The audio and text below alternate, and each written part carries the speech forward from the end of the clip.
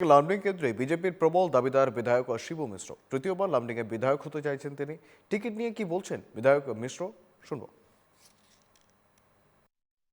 হোজাই জিলা তিনিটা সমষ্টিৰ ভিতৰতে দুটা সমষ্টিৰ শাসকীয় দলৰ বিধায়কে ইতিমধ্যে কাৰ্যকাল চলি আছে।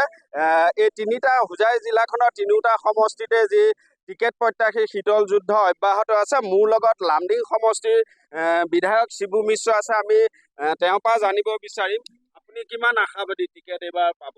আমি প্রবল দাবিদার, প্রবল আশাবাদী। এবার কারণে আমার দল সংগঠন টিকেটও দিব আর রাইজে আশীর্বাদও দিব।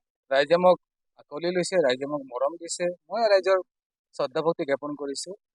তাৰ কাৰণে সমাজৰ কাম কৰাত মোৰ ভাল লাগে আৰু ৰাইজ মোৰ জানামতে যথেষ্টখিনি উপকৃত হৈছে আমাৰ চৰকাৰে দিয়া আঁচনিবিলাক বা ব্যক্তিগত মোৰ যোনটো আমাৰ জীৱন যাত্ৰা আছিল।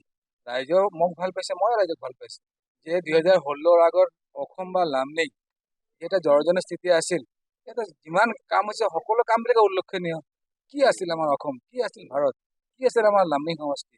মই যেতিয়া 2016 বিধায়ক হৈছিলোঁ, মই যেতিয়া বৰষুণ দিয়ে মই ঘৰত থাকিব নোৱাৰোঁ, মানুহৰ ইমান প্ৰেছাৰ আছিল। তাৰ তেতিয়া আমাৰ বিচাৰিব আছিল ক'ত আমাৰ পকা ৰাস্তা আছে। আজি আমাৰ ওলাব বিচাৰি লগা হ'ল যে ক'ত কেঁচা ৰাস্তা আছে। সকলো কামেই আমাৰ উল্লেখনীয় কাম। কেন্দ্ৰ চৰকাৰ আৰু বিশেষকৈ অসমৰ সন্মানীয় মুখ্যমন্ত্ৰী যোগেদি বিগত 5 বছৰ, এই 5 বছৰ উল্লেখনীয় বহুত কাম হৈছে। এইবাৰ যদি আপুনি টিকেট লাভ কৰে তৃতীয়বাৰৰ কাৰণে বিধায়ক সমষ্টিবাসীক আপোনাৰ দিব লগা বা কৰিব লগা প্ৰথম কাম কি হ'ব? ৰাইজে যথেষ্টখিনি সুখী, ব্যক্তিগত বা ৰাজহুৱা বহুতখিনি কাম চৰকাৰৰ যোগেদি হৈছে। মই এজন মাধ্যম হিচাপে মই ব্যক্তিগতভাৱে সুখী। মই আজি যিমান বয়স হৈছে মই বহুত মন্ত্ৰী, মহামন্ত্ৰী, বিধায়ক পাইছোঁ লামডিং সমষ্টি বা অসম। তো মই ব্যক্তিগত সুখী, ৰাইজেও সুখী। যিবিলাক কাম এইবাৰ আমি লাষ্ট কৰিব পৰা নাই, সকলো কাম যদি শেষ হৈ যায় তেনেহ'লে বিধায়ক থকা কি যুক্তি আছে। যিবিলাক কাম এতিয়াও কৰিব পৰা নাই, যিবিলাক এতিয়াও মানে ভাবি আছে লাগে, যেন আমাৰ ঐৰাম লাগে, খেলপথাৰ লাগে, কাশ্মীৰ ফালে, লংকা ফালে, সেইবিলাক কাম কৰি নহয়। আৰু প্ৰত্যাশী বুলি মই কথাই নাই বুলি ভাবোঁ। তাৰ কাৰণে মই ভাবোঁ 2026 ভাৰতীয় জনতা পাৰ্টি মিত্ৰজোঁট চৰকাৰ হ'ব, এইটো নিশ্চিত। আৰু লামডিং সমষ্টিও বিজেপি জয়যুক্ত হ'ব, এইটো নিশ্চিত।